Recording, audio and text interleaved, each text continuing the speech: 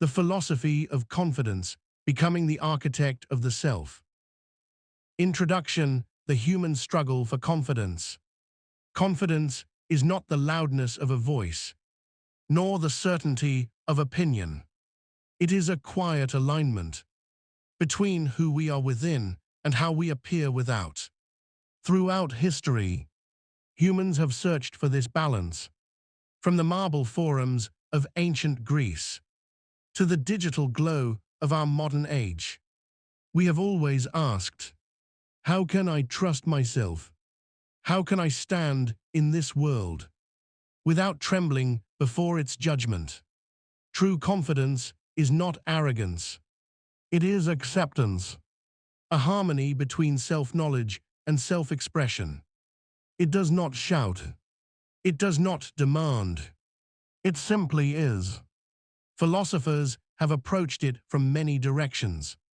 The Stoics taught strength through reason. Jung found it in the integration of our inner shadows. Nietzsche and Sartre saw it in the courage to create oneself. And the sages of the East discovered it in stillness, in surrender to the flow of life. This is not the confidence of the stage, but of the soul. Not a skill, but a practice, a way of being that must be lived and renewed every day. Stoic foundations: Seneca, Epictetus, and the power of inner sovereignty. The Stoics believed confidence begins with clarity. They asked us to distinguish between what we can control and what we cannot. Epictetus wrote, "Some things are up to us and some are not." In this simple truth lies the beginning of freedom. Confidence, for the Stoic, is mastery over one's own perceptions. The confident person is not untouched by adversity, but unbroken by it. Seneca taught that the greatest empire is to rule oneself. He knew that no external victory can replace the peace of a mind in order. To wake each morning and meet life with equanimity. This is the Stoic's form of courage. Marcus Aurelius reminded himself daily, "You have power over your mind, not outside events. Realize this and you will find strength." The Stoic does not rely on applause. They rely on judgment, on the virtue that anchors them when praise and blame pass like weather. Such confidence is not defiance. It is serenity, the calm of a sailor who trusts the stars, even in a storm. Seneca urged his friend Lucilius to withdraw into yourself as into a stronghold.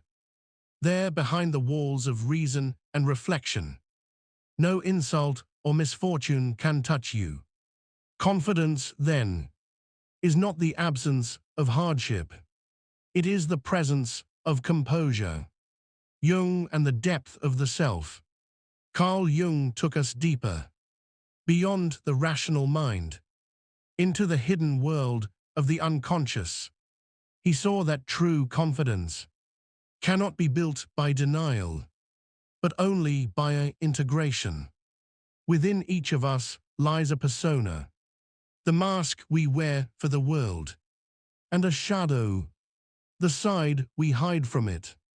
Most people identify only with the mask, chasing approval, fearing disapproval, mistaking appearance for identity.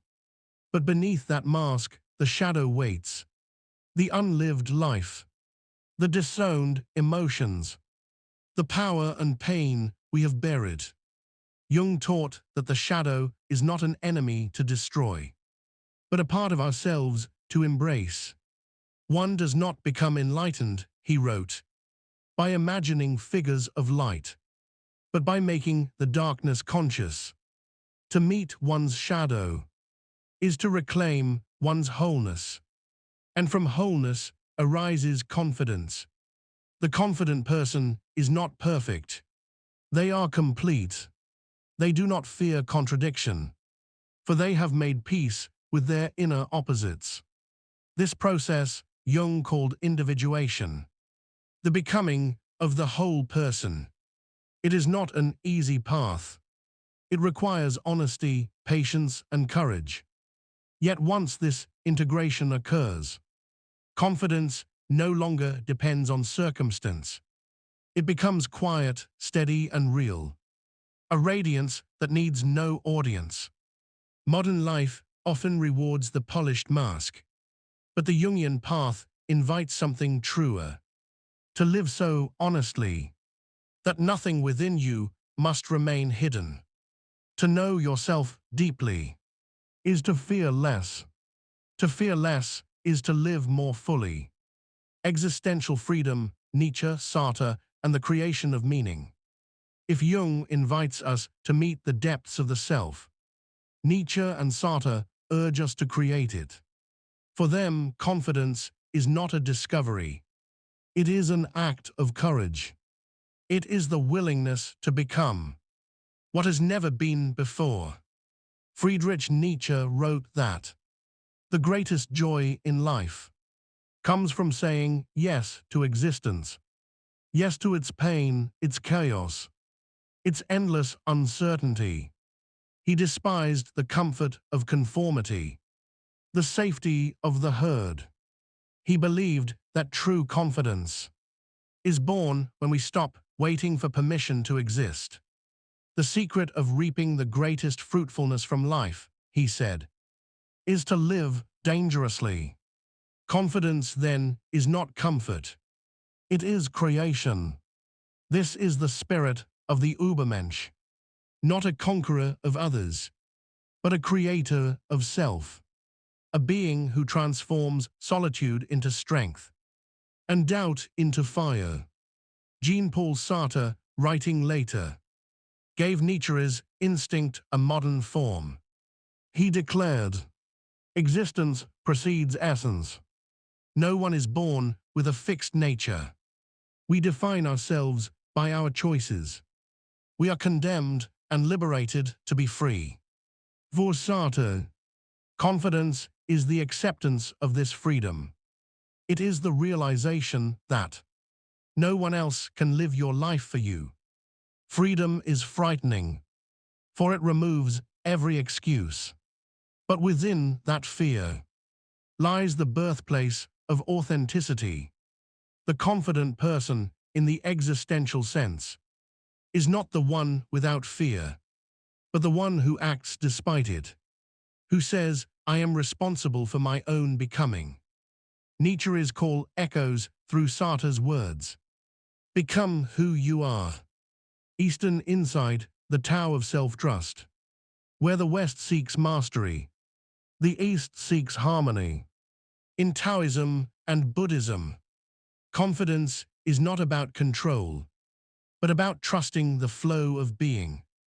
Laozi wrote in the Tao Te Ching, "He who knows others is wise. He who knows himself is enlightened." The Tao, the way, is the current of existence.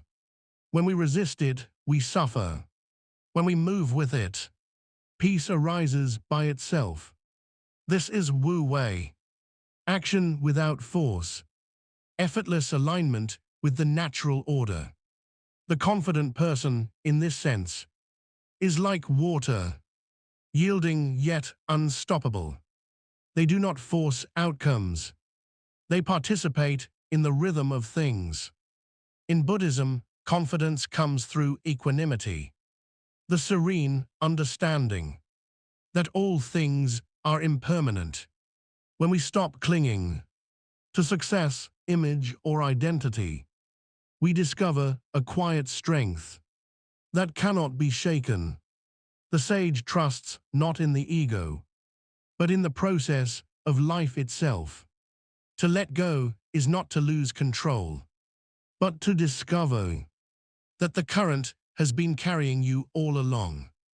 When you stop striving to appear confident, you begin to be confident, not as a performance, but as your nature. The modern mirror, psychology and self-realization. Modern psychology took these ancient truths and gave them new form. Abraham Maslow, Carl Rogers, Mihaly Csikszentmihalyi, each sought to understand what it means to live from one's center. Maslow spoke of self-actualization, the flowering of one's potential. Confidence, for him, was not built on comparison, but on authenticity. It was not about being better. It was about being true. The self-actualized person acts from inner fullness, not from deficiency.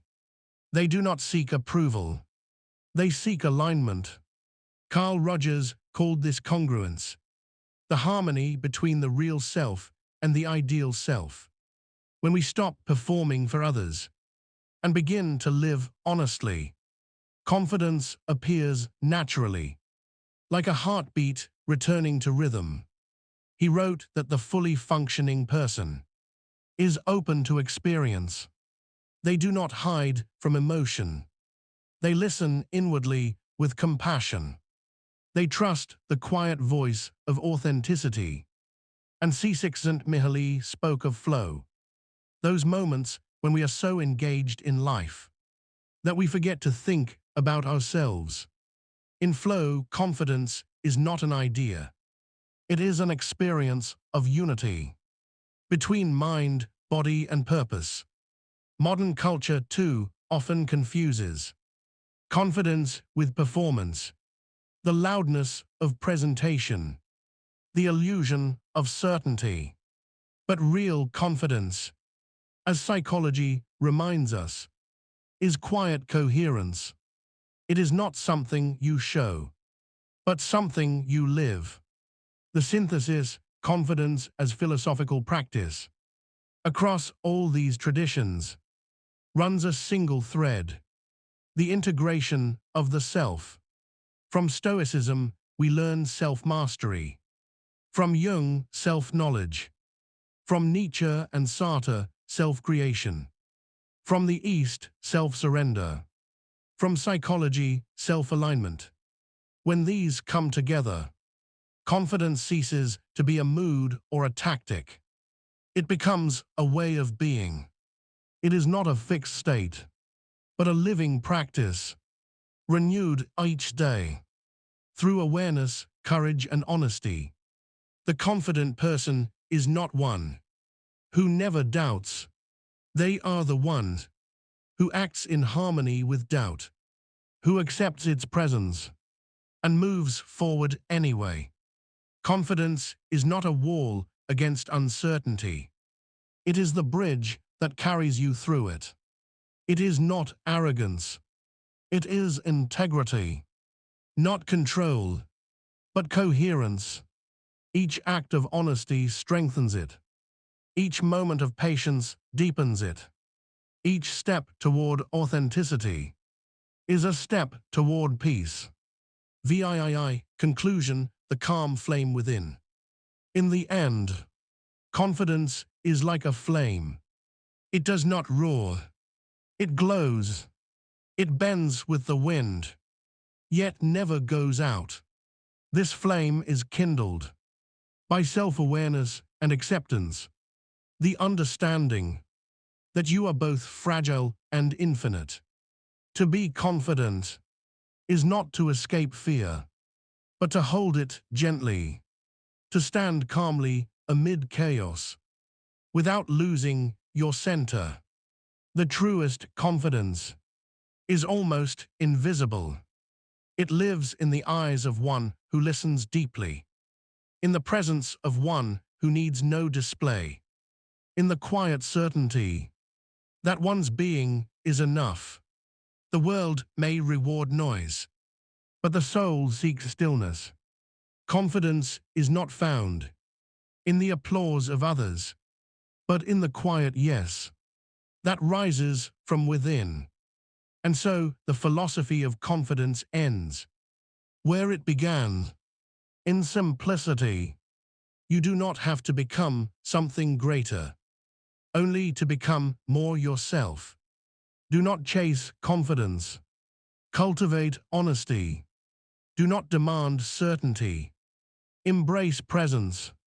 For in the union of awareness and acceptance, the calm flame burns, steady, enduring, and bright. This is the mark of one who has become the architect of the self.